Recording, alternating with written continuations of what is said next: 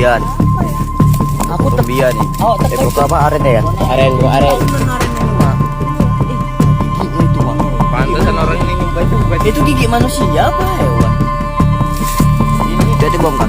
Nanti dulu pandang lah. Iya, nanti dulu, Bang. Itu manusia. Coba duit Paris dulu di dalam lubang.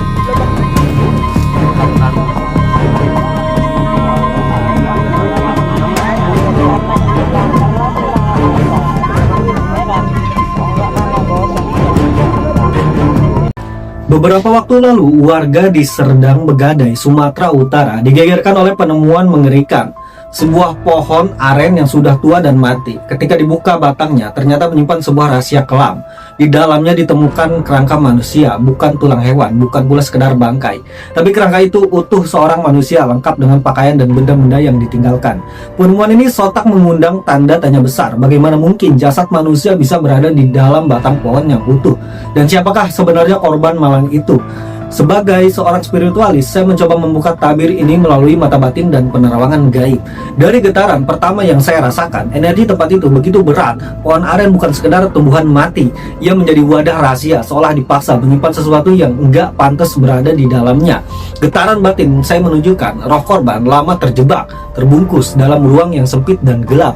Ia bukan meninggal secara wajar, ada aura paksaan, perlawanan, dan ketidakadilan. Bila kita bertanya, apakah korban ini bunuh diri?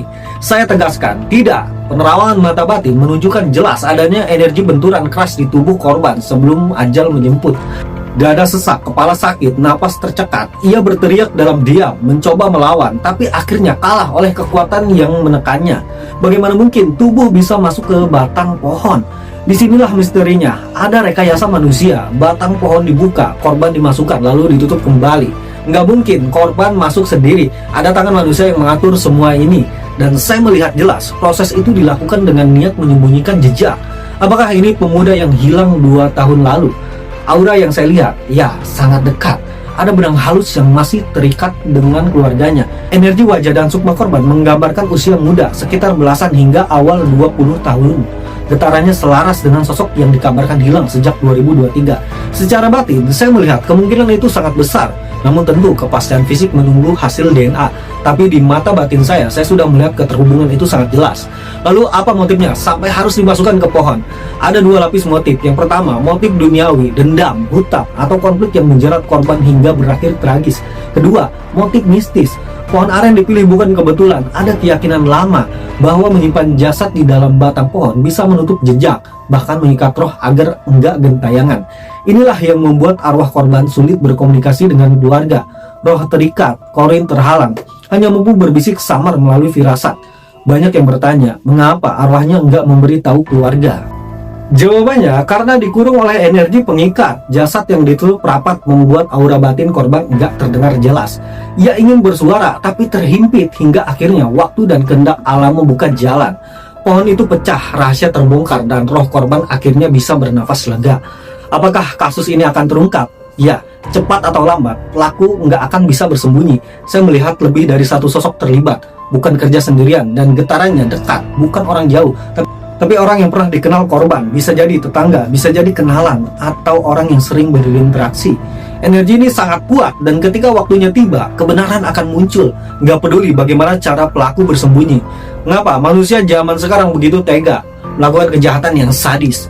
Jawabannya sederhana, nurani semakin jauh dari cahaya. Dahulu manusia masih takut akan karma, takut akan hukum alam dan gaib. Kini banyak yang hanya dikuasai amarah, iri hati, dan kebencian. Ditambah lagi pengaruh narkoba, minuman, dan bisikan energi gelap dari jin-jin yang bersemayam di hati orang yang kosong dari iman. Inilah zaman di mana hati membatu, di mana manusia bisa lebih kejam daripada binatang. Kesimpulannya, kasus kerangka manusia dalam pohon aren di Serdang Begadai ini bukanlah misteri biasa. Ia adalah kisah tentang jiwa yang dipaksa diam, tentang roh yang terikat dalam batang pohon, dan tentang kebenaran yang akhirnya terkuak oleh waktu. Saya, Kireman Sancang, melihat dengan mata batin bahwa korban telah menderita amat sangat. Ia ingin kebenarannya terungkap, ia ingin keluarganya tahu, dan ia ingin pelakunya mendapat balasan. Ingatlah, nggak ada rahasia yang bisa disembunyikan selamanya. Bahkan pohon pun akhirnya berbicara, membongkar apa yang manusia coba tutup.